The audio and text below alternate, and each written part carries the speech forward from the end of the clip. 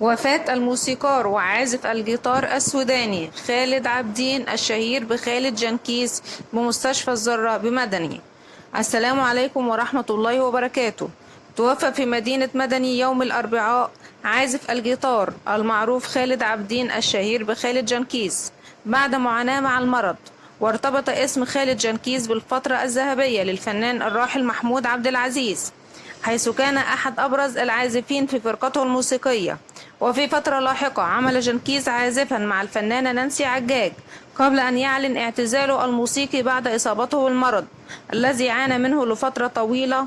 ونعى الفنانون والموسيقيون زميلهم الراحل مشيرين لمساهمته الكبيرة في المشهد الموسيقي السوداني، وتداولت صفحات فنية لجمهور الفنان محمود عبد العزيز مقتطفات من أعماله وسيرته الفنية الكبيرة. الله يرحمه ويغفر له ويسكنه فسيح جناته. والسلام عليكم ورحمة الله وبركاته.